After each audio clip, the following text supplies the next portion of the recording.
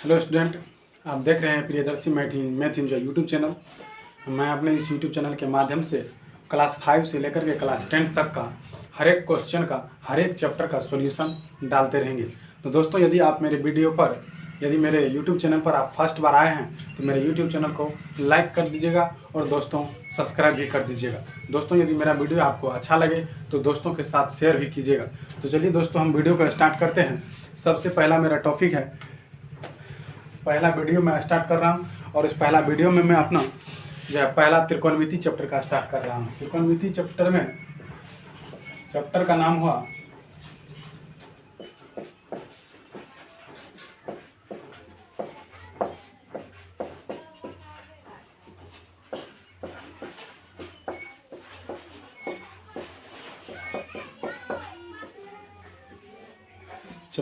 हुआ त्रिकोणमितीय सर्वसमीकरण। इस चैप्टर में जो है हम आपको इस वीडियो में इस चैप्टर का पहले हम आपको थ्योरी देंगे। थ्योरी देने के बाद हम आपको सूत्र देंगे। फिर सूत्र के बाद हम आपको वीडियो का जो है इसमें जो है सवाल का स्टार्ट करेंगे। तो चलिए दोस्तों, इस चैप्टर में सबसे पहला टॉपिक है त्रिकोणमितीय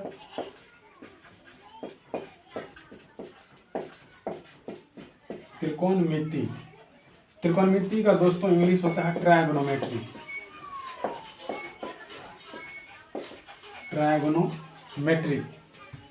त्रिकोणमिति ग्रीक भाषा के 3 शब्द से मिलकर के बना है। ट्रायगोनोमेट्री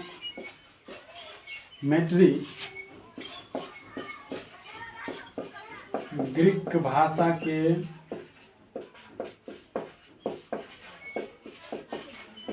3 शब्द से मिलकर ग्रीक भाषा के 3 शब्द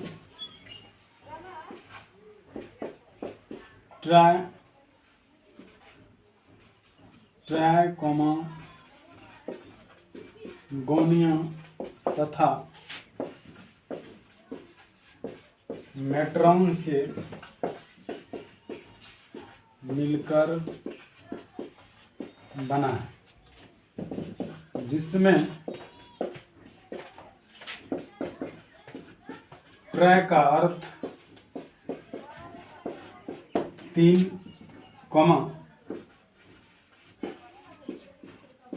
गोनिया का अर्थ कोण तथा मेट्रॉन का अर्थ माप होता है। दोस्तों, मैं थोड़ा साइड हो जाता हूँ, आप लोग थोड़ा बढ़िया से इसको पढ़ लीजिए और फिर उसके बाद हम समझाते हैं।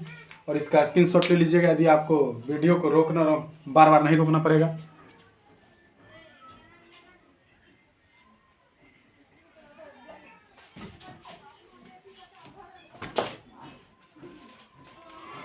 चलिए दोस्तों, क्या लिखा हुआ एक बार पढ़ते हैं हम लोग। त्रिकोणमिति ट्रायगोनोमेट्री ग्रीक भाषा के 3 शब्द ट्रायगोनिया तथा मेट्रॉन से मिलकर के बना है, जिसमें ट्राय का अर्थ 3, गोनिया का अर्थ कोण तथा मेट्रॉन का अर्थ माप होता है। अर्थात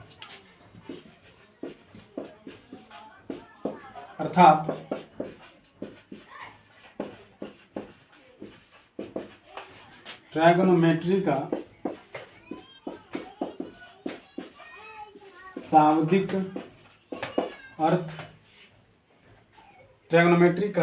अर्थ 3 कोणों का माप है।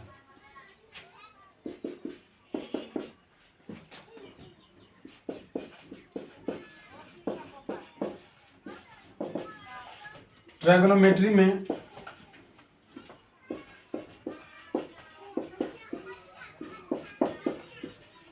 समकोण त्रिभुज के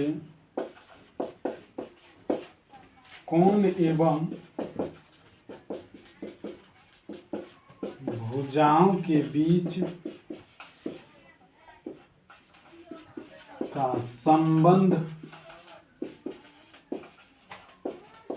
अध्ययन किया जाता है।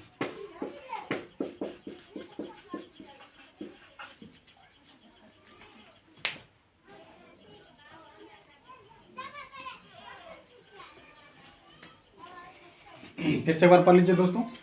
अर्थात ट्रायगोनोमेट्री का शाब्दिक अर्थ कहने का मतलब है कि मूल शब्द जो इसका अर्थ होता है वो होता है तीन कोणों का माप, यानी इसमें जो है तीन कोण से रिलेटेड के बारे में हम लोग जानेंगे। ट्रायगोनोमेट्री में समकोण त्रिभुज के कोण एवं भुजाओं के बीच के संबंध का अध्ययन किया जाता है।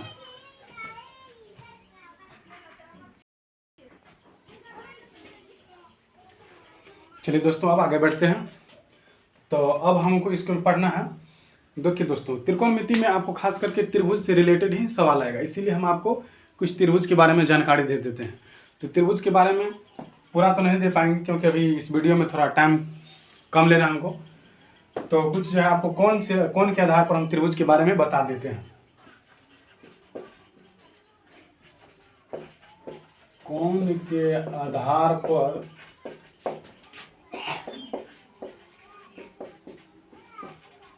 त्रिभुज का प्रकार। कौन के आधार पर त्रिभुज का प्रकार। कौन के आधार पर त्रिभुज तीन प्रकार का होता है। कौन के आधार पर त्रिभुज तीन प्रकार का होता है। पहला है आपका न्यून कोण त्रिभुज, दूसरा है समकोण त्रिभुज और तीसरा है अधिक कोण त्रिभुज।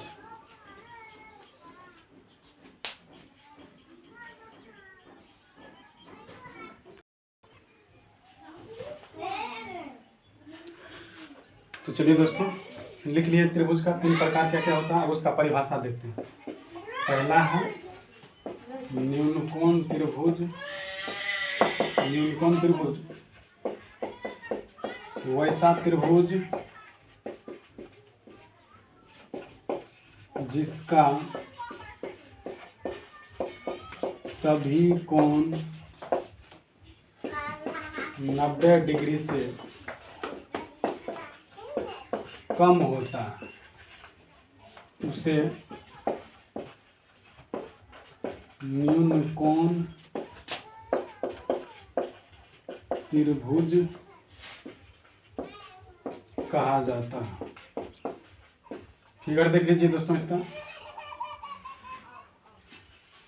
मान लेते हैं त्रिभुज पी क्यू आर। यदि ये समबाहु त्रिभुज होगा तो हो सकता है दोस्तों इसका क्या होगा, कोण 60-60 का होगा। यहाँ पर देख लीजिए कि ये क्या है, 90 डिग्री से क्या इसका हर एक कोण कम है। ये भी है 60 डिग्री, ये भी 60 डिग्री, ये भी 60 डिग्री, यानी ये न्यून कोण है। न्यून मतलब होता है कम और 90 से कम। दूसरा है समकोण त्रिभुज। समकोण त्रिभुज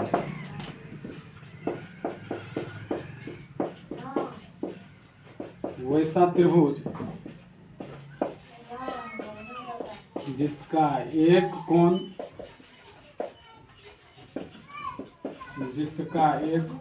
90 डिग्री हो। समकोण त्रिभुज कहलाता है।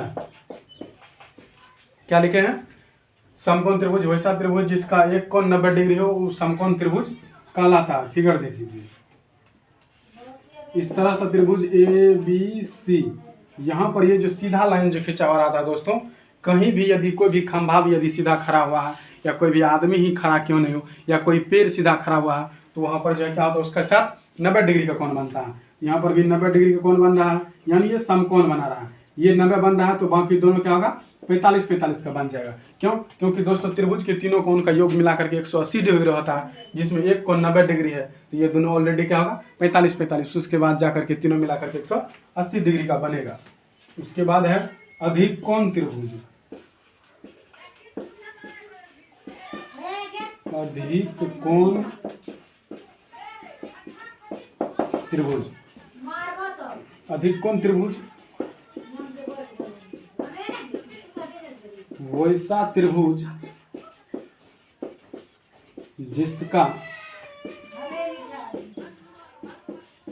एक कोण 90 डिग्री से अधिक हो, अधिक कोण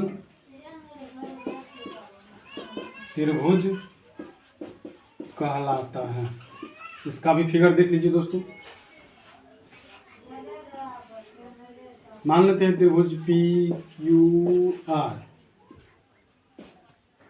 यहाँ पर क्या हो रहा है, यहाँ पर 3 कोण बन रहा है। इसमें हम देख रहे हैं कि ये लाइन जो है जहाँ पर 90 डिग्री का सीधा सीधी लाइन यदि खींचा हुआ रहता है तो 90 डिग्री का बनता है, लेकिन अब ये क्या है, सीधा नहीं है, यानी टेढ़ा है। तो ये हो सकता है आपको 90 से नहीं कम ज़्यादा होगा, यानी 110 का भी बन सकता है। तो उसी तरह से ये भी इसका क्या होगा, आपका 90 से एक कोण अधिक हो जाएगा और बाकी ये सब क्या होगा, कम होगा। तो इस तरह से एक बार देख लीजिए दोस्तों। आप फिर से एक बार परिभाषा एक बार हम आपको अच्छा से फिर तरह से समझा देते हैं। आपको शॉर्ट तरीका में याद करना है। क्या करना है, शॉर्ट तरीका में याद करना है। देखिए दोस्तों, न्यून कोण त्रिभुज, न्यून मतलब होता है कम, त्रिभुज मतलब त्रिभुज, वैसा त्रिभुज जिसका सभी कोण 90 डिग्री से कम होता है उसे न्यून कोण त्रिभुज कहते हैं। न्यून लगा हुआ है मतलब कम, यानी वैसा त्रिभुज जिसका 90 डिग्री से कम होगा हर एक कोण, तो उसे न्यून कोण कहा जाएगा। उसके बाद है समकोण। समकोण वैसा त्रिभुज जिसका एक कोण 90 डिग्री हो उसे समकोण त्रिभुज कहा जाता है। इसको दोस्तों याद करना पड़ेगा कि वैसा त्रिभुज जिसका एक कोण 90 डिग्री हो उसे समकोण त्रिभुज कहा जाता है। उसके बाद अधिक कोण त्रिभुज, ये भी नाम से क्लियर है। अधिक कोण, अधिक मतलब ज्यादा, किससे ज्यादा, तो 90 डिग्री से ज्यादा, यानी वैसा त्रिभुज जिसका एक कोण 90 डिग्री से अधिक हो उसे अधिक कोण त्रिभुज कहा जाता है। दोस्तों, तो इस तरह से आप इस परिभाषा को याद कर लीजिए। उसके बाद हम आपको बताते हैं चैप्टर का थ्योरी। ये हुआ आपका बेसिक।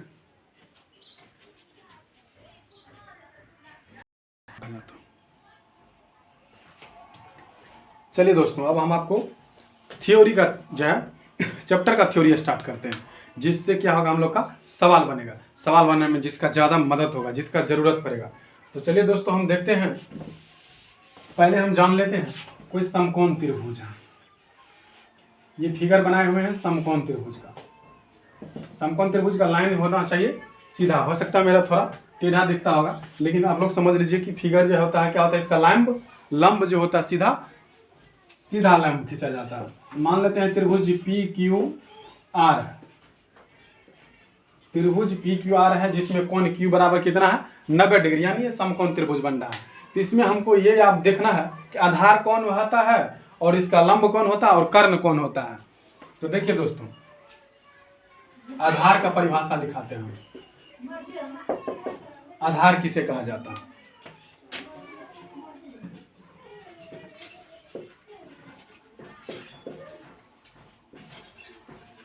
न्यून कोण के सापेक्ष आसन भुजा को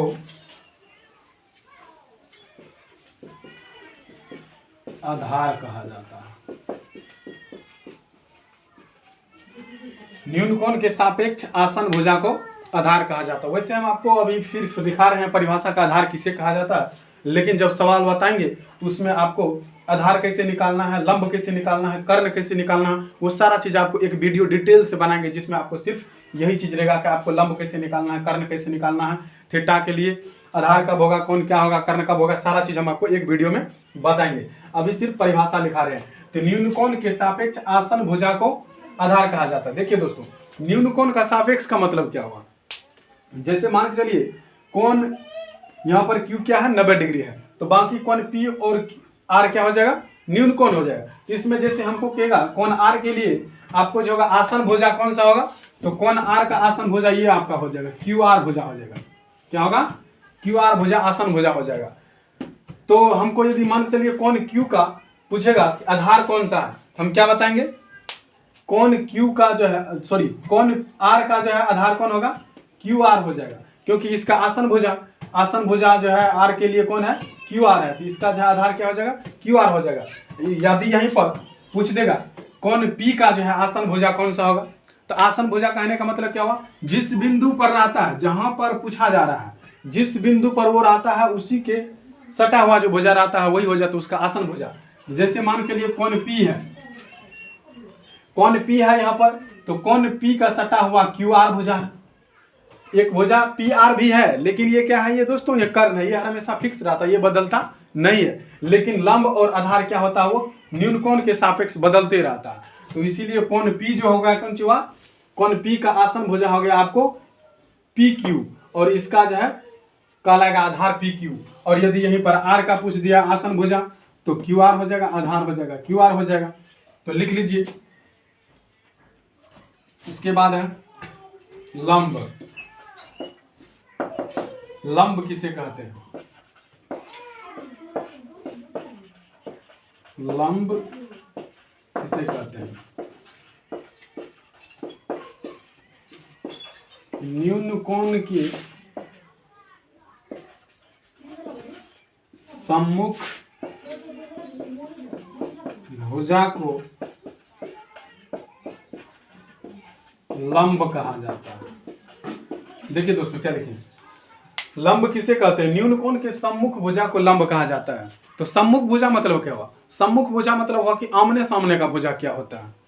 तो जैसे यहाँ पर हमको कोण आर का यदि सम्मुख भुजा बोलेगा खोजने के लिए, तो हम देखेंगे इसके आमने सामने का भुजा कौन सा है। आमने सामने मतलब इसके सीधा भुजा कौन सा है, पी क्यू हो गया। तो कोण आर का जो है सम्मुख भुजा क्या हो जाएगा, पी क्यू हो जाएगा, पी क्यू। और यही कोण आर का जो है आपको लंब भी कहलाएगा पी क्यू। उसी तरह से यदि कोण पी का यदि हमको लंब पूछेगा तो पहले देखेंगे कि इसका सम्मुख भुजा कौन सा है। तो कोण पी का सम्मुख भुजा हो गया क्यू आर, और इसीलिए इसका जो है लंब भी हो जाएगा क्यू आर। ये सारा चीज हम आपको डिटेल से बताएंगे, पहले आपको सिर्फ परिभाषा याद करना है। उसके बाद है कर्ण। कर्ण दोस्तों हर हमेशा फिक्स रहता है, सॉरी, समकोण के सम्मुख भुजा को कर्ण कहा जाता है। अब देखना है दोस्तों कि समकोण का सम्मुख भुजा कौन सा है। अभी हम आपको क्या बताए हैं कि सम्मुख भुजा क्या होता है। सम्मुख भुजा कहने का मतलब हुआ कि सामने वाला भुजा। तो यहाँ पर हम देख रहे हैं कि कोण क्यू समकोण है, तो इसके सामने वाला भुजा कौन सा है, पी आर हो गया। यही क्या हो जाएगा, कर्ण हो जाएगा। किसी के लिए भी यदि कर्ण पूछेगा तो कर्ण हमेशा पी आर ही रहेगा, क्योंकि ये बदलता नहीं है। लेकिन यदि पूछ देगा कि न्यून कोण के लिए लंब कौन सा होगा, आर के लिए लंब कौन सा होगा और पी के लिए लंब कौन सा होगा, इसके लिए चेंज होते रहेगा, क्योंकि न्यून कोण के सापेक्ष बदलते रहता है। तो दोस्तों इस वीडियो में हमने आप लोग को बताया है कि आधार का परिभाषा क्या होता है, लंब का परिभाषा होता है, कर्ण का परिभाषा क्या होता है। ये सारा चीज हम आपको वीडियो में जब सवाल बनाना स्टार्ट करेंगे तो एक वीडियो सिर्फ इसी के बारे में बताएंगे और उसमें डिटेल से बताएंगे। Thank you, all the best.